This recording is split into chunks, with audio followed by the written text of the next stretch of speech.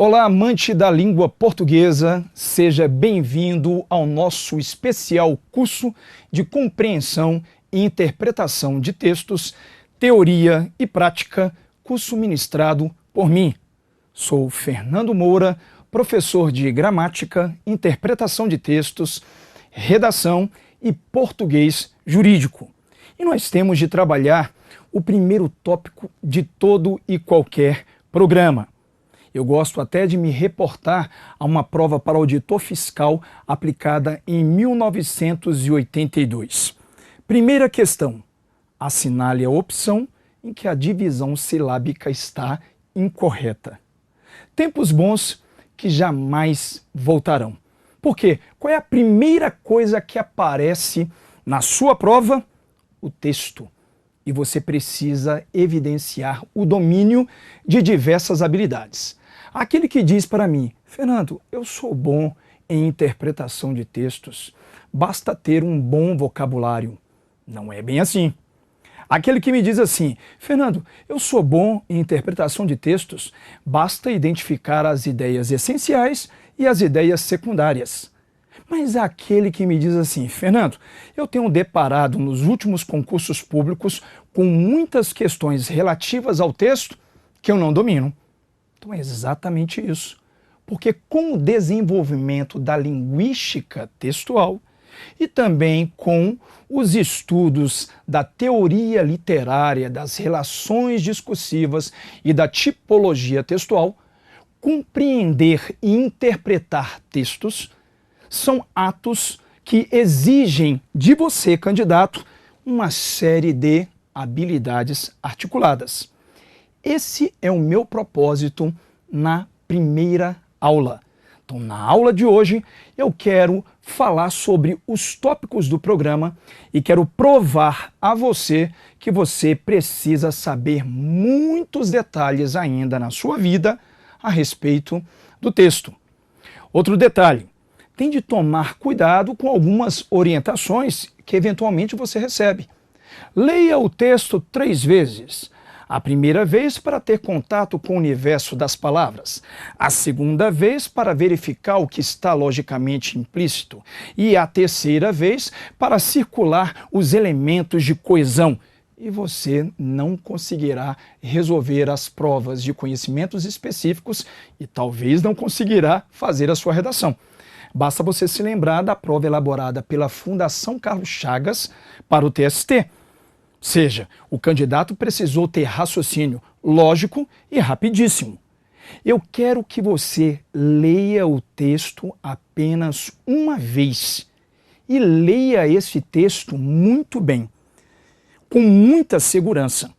E você me perguntará: mas, Fernando, como eu vou conseguir tanta segurança em relação ao texto? Porque eu quero que você volte menos vezes a ele no decorrer da resolução das questões.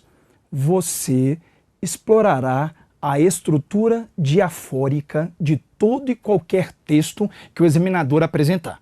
Mas espere aí, Fernando, o que quer dizer estrutura diafórica? Então é isso. Nós precisamos de um método. E nós precisamos de um método pragmático, objetivo, que permita a você um raciocínio lógico e correto, corretíssimo. Porque qual é o seu objetivo? Acertar todas as questões de língua portuguesa. Veja comigo, por favor, os tópicos da maioria dos editais em relação ao programa de língua portuguesa. Compreensão e interpretação ou intelecção de textos de gêneros variados. Então veja bem o que acontece. Durante este curso, eu vou mostrar qual é a diferença entre compreensão e interpretação. Muito cuidado, especialmente com as questões de interpretação, porque o examinador está dizendo a você o seguinte, que você terá de ter o domínio do texto, da camada superficial, mas você também terá de ter domínio do intertexto, dos implícitos, da camada mais profunda do texto, sem cometer alguns erros, como o erro da extrapolação, o erro da contradição e até mesmo o erro da redução de raciocínio. Você também terá de analisar os diversos tipos e gêneros textuais. Veja que o examinador reforça isso no programa. Então você vai ter de identificar a intenção de quem redige o texto e a forma de estruturação desse texto. Por isso você depara com questões como: o texto lido é, na sua totalidade, descritivo argumentativo. Ou então, o texto lido é predominantemente expositivo. Ou então, ele trabalha com alguns aspectos relacionados aos gêneros textuais, já que esses tipos se manifestam de diferentes maneiras no nosso dia a dia. E aí o examinador da Carlos Chagas, diante de um texto de Clarice Lispector, afirma a você o seguinte: o texto lido tem caráter alegórico.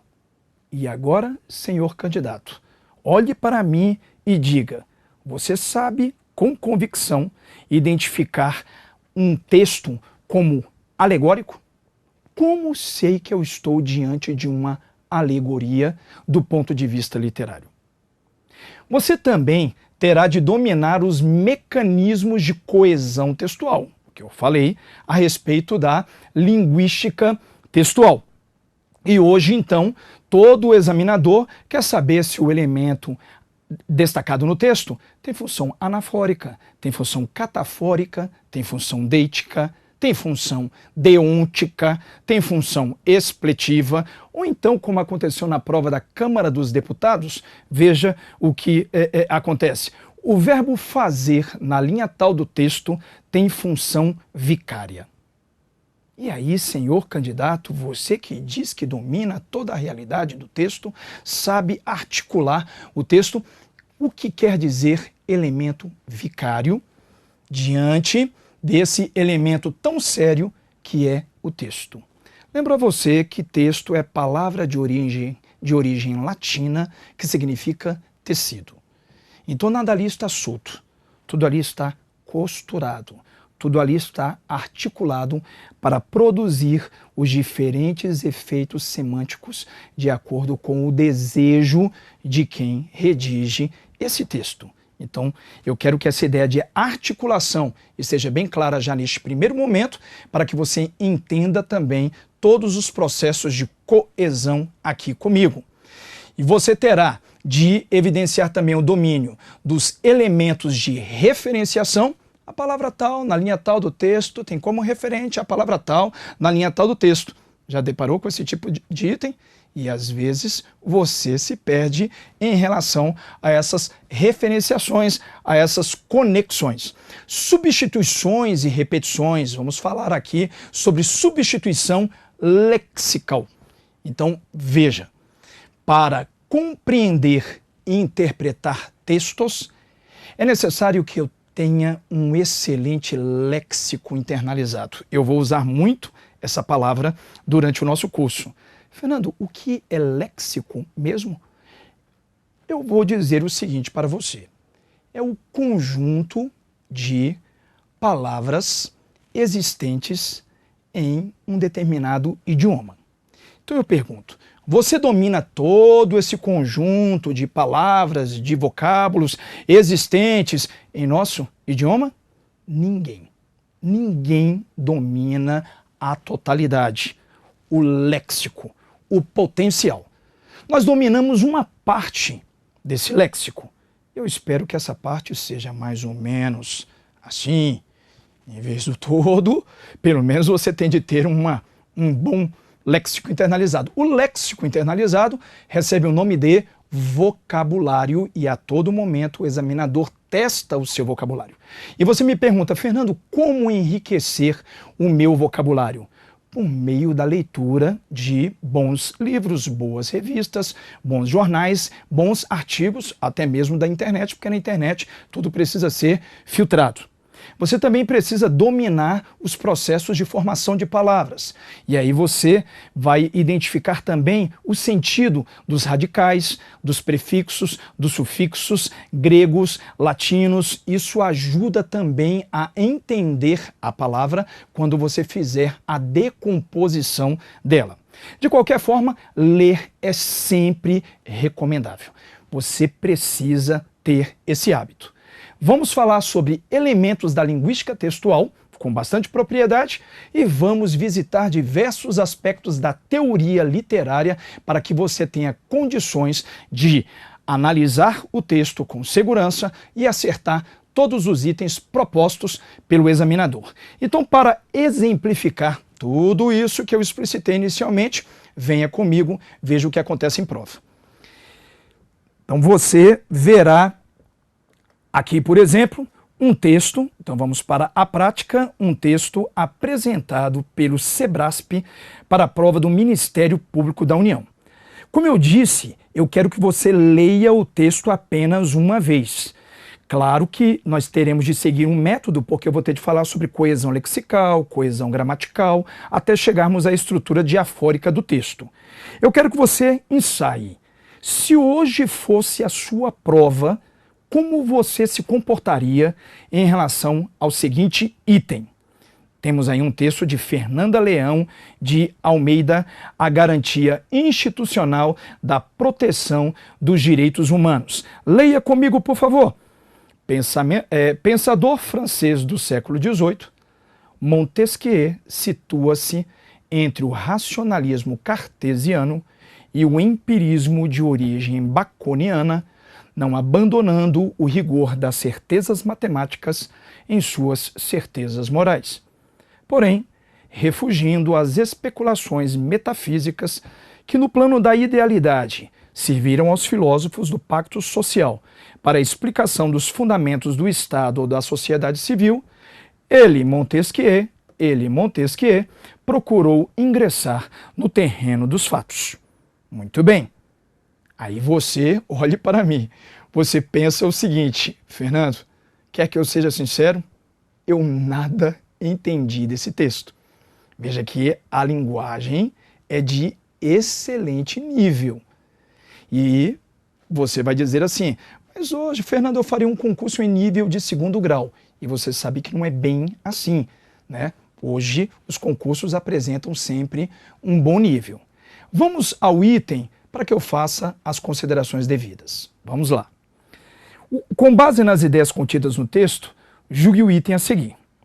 Montesquieu busca a explicação dos fundamentos do Estado ou da sociedade civil de forma análoga à forma dos metafísicos. Então, eu pergunto, estamos aqui diante de um item certo ou estamos aqui diante de um item errado? Veja que esse item nada mais é do que um teste de vocabulário. Volte comigo.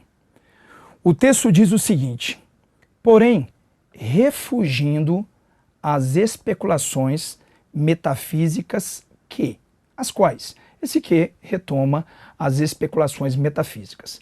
Mas aqui é um verbo muito importante, que é o verbo refugir.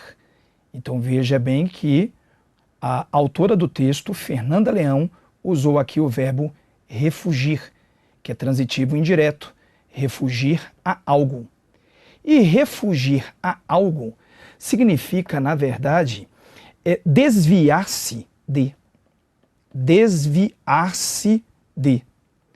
Então veja bem que Montesquieu, refugindo às especulações metafísicas, quer dizer, ele se desviou das especulações metafísicas, que no plano da idealidade serviram aos filósofos do pacto social para a explicação dos fundamentos do Estado ou da sociedade civil. Ele, Montesquieu, procurou ingressar no terreno dos fatos. Então veja bem o que acontece. O texto diz claramente, então, que ele se desvia das especulações metafísicas e ingressa e mergulha no terreno dos fatos. Muito bem? E o examinador diz o seguinte, veja comigo: Montesquieu busca a explicação dos fundamentos do Estado ou da sociedade de forma análoga e mais um teste de vocabulário. Forma análoga é forma o quê? Semelhante. Semelhante à forma dos metafísicos. Não pode ser semelhante porque ele se desvia dessas especulações aí metafísicas. Então ele se desvia para ingressar no terreno dos fatos. Então não é de uma forma análoga à dos metafísicos, mas sim de uma forma diferente da forma dos metafísicos. Então percebeu? Estamos aqui, é claro, servidor federal, diante de um item errado. Qual o segredo da questão? Saber o significado de refugir a e saber o significado aí de análoga. Então nós temos realidades semânticas diferentes em relação ao item e em relação ao texto. Faça um gesto positivo, por favor. Então, realmente, para resolver as questões de interpretação de textos, eu preciso ter um bom vocabulário? Sim, sem dúvida. Você percebeu aqui na prova do Ministério Público da União. Além disso, vamos para um outro texto. Além disso, Fernando, temos agora um texto de José Arthur, Moralidade Pública e Moralidade Privada. Muito bem. O texto diz o seguinte: a moralidade pública consiste em uma esfera de que todos os seres humanos participam na medida em que, muito cuidado, vamos falar sobre coesão gramatical sequencial. Cuidado, porque na medida em que tem o mesmo valor de porque, quer dizer, introduz causa. Não, Fernando, você está confundindo. Na medida em que traduz a ideia de proporção. Não, senão você interpretará o texto já de forma errada, porque você está fazendo as conexões inadequadas. A medida que traduz a ideia de proporção. Na medida em que traduz a ideia de causa. Fernando, não estive aqui na aula passada na medida em que eu estava doente, porque eu estava doente. E o cruzamento à medida em que não existe. O cruzamento não existe. Fernando, à medida em que eu estudo a língua, eu percebo que eu tenho de estudar mais. Exatamente, você precisa estudar mais a língua portuguesa. Cuidado com essa coesão sequencial, porque senão você interpretará o texto de forma inadequada. Então volte comigo. Na medida em que cada sistema moral, a fim de revelar sua unilateralidade, precisa ser confrontado com outros, claro, outros sistemas morais. Segue-se a necessidade de que todos os seres humanos sejam incluídos no seu âmbito. Sob esse aspecto, a moral pública é uma moral cosmopolita, pois estabelece regras de convivência e direitos que asseguram que os homens possam ser morais. Aí lá vem o examinador com aquele item que você aprecia bastante. Em relação ao texto acima, julgue o item que se segue. As relações coesivas, viu só como nós vamos ter de falar sobre coesão gramatical, coesão lexical, coesão referencial, coesão sequencial, estabelecidas no texto, indicam que a expressão seu âmbito, está se referindo à expressão antecedente cada sistema moral. Olhe lá para o texto, por favor, seu âmbito já está em negrito. Se hoje fosse a sua prova, faça um ensaio. Seu âmbito está se referindo à expressão antecedente cada sistema moral.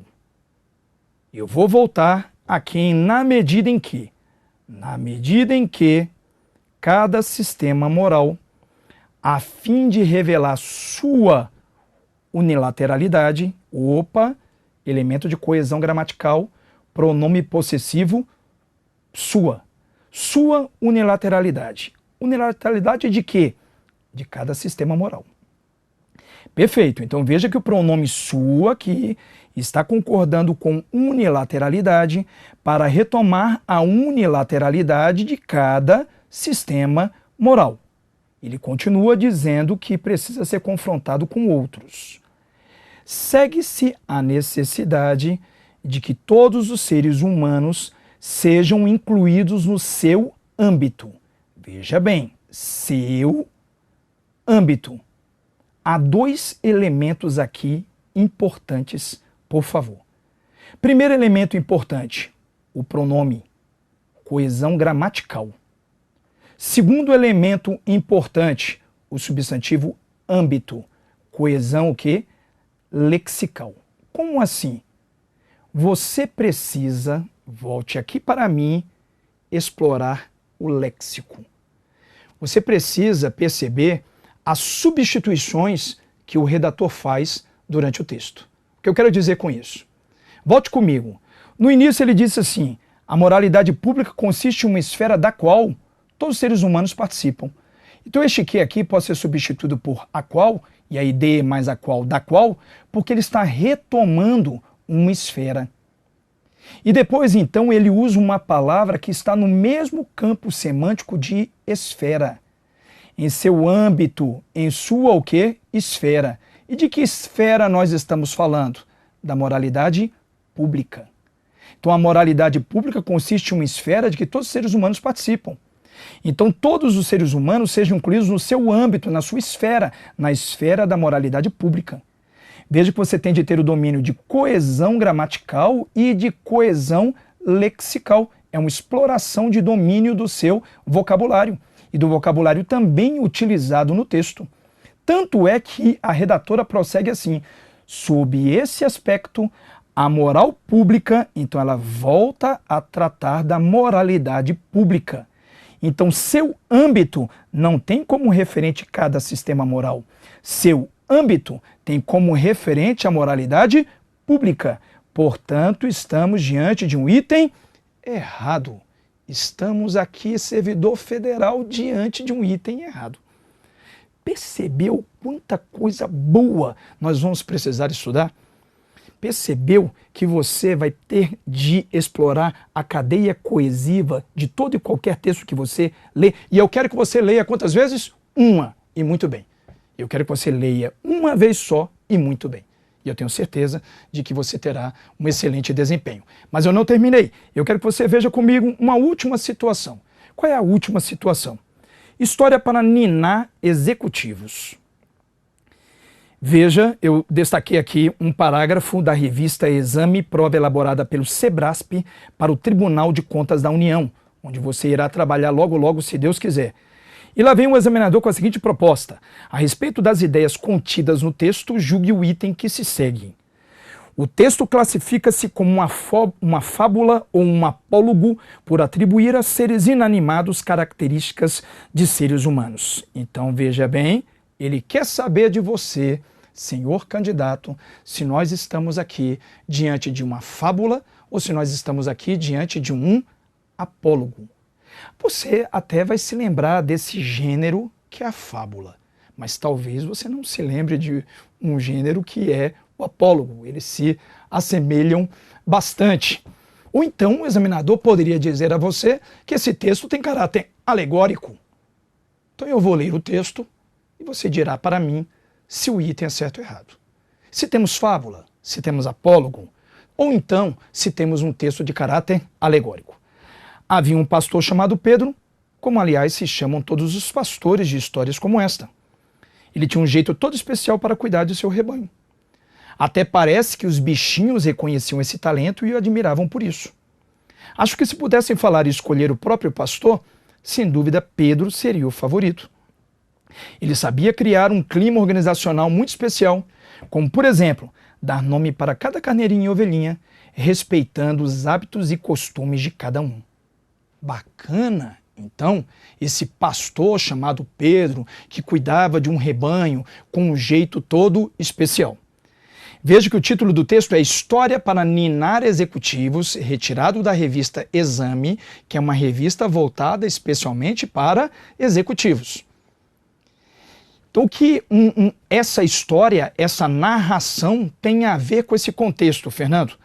É tudo uma simbologia, é tudo uma representação. Esse Pedro aí, esse pastor, representa um executivo. Esse rebanho, esses bichinhos aí representam os bichinhos, os subordinados, os empregados. Então ele fez apenas uma alegoria, uma cadeia metafórica para comentar a relação que deve existir entre patrão e empregados, especialmente em relação à produção de um clima organizacional com respeito aos hábitos e costumes de cada um. Não estamos diante de uma fábula, não estamos diante de um apólogo, porque você deve se lembrar do seguinte: na fábula nós temos animais, no apólogo nós temos especialmente coisas que assumem ações humanas, falam. Por exemplo, na fábula, o lobo conversou com o cordeiro. No apólogo, a agulha conversou com a linha. Ora, para a linha conversar com a agulha e vice-versa, somente em uma alegoria, somente uma grande metáfora. E não foi o que aconteceu nesse texto do Tribunal de Contas da União. Nós temos aqui um outro gênero da narração, percebe? Então nós temos um tipo que é a narração e nós temos um gênero da narração, volte aqui comigo, que recebe o nome de parábola. Parábola. Sim, Cristo se utilizava das parábolas para ensinar. Parábola do filho pródigo. O pai representa Deus. O filho representa cada um de nós. É ou não é? O filho sai, gasta tudo. Quando você retorna, quando ele retorna, o pai o recebe de braços abertos. Assim também é com Deus. Nós também vamos para o mundo, mas quando retornamos, Deus nos recebe de braços abertos. O Pai é uma representação, o Filho é uma representação. Pedro é uma representação, o rebanho, os bichinhos são representações. Até porque, quando ele diz seres inanimados, ele também torna esse item errado. Porque aqui nós temos animais, seres animados que representam pessoas. Então estamos diante de uma fábula ou um apólogo? Não. Estamos diante de uma parábola de um gênero diferente. Faça um gesto positivo, por favor, de que você entendeu isso aí. É isso que eu quero. Eu quero que você domine e veja que hoje neste primeiro momento, nós só trabalhamos alguns aspectos importantes para que você pense o seguinte: eu preciso fazer de qualquer jeito o curso de interpretação de textos. E eu quero deixar uma mensagem para você aqui. Fernando Pessoa disse o seguinte: tenho em mim todos os sonhos do mundo. Volte para mim. E Fernando em Pessoa diz para você: é possível concretizar os seus sonhos. Basta que você os agarre com afinco, com boa vontade. Estudar a língua é bom demais. É ou não é? Fique com Deus, forte abraço e até a próxima aula. Tchau, tchau.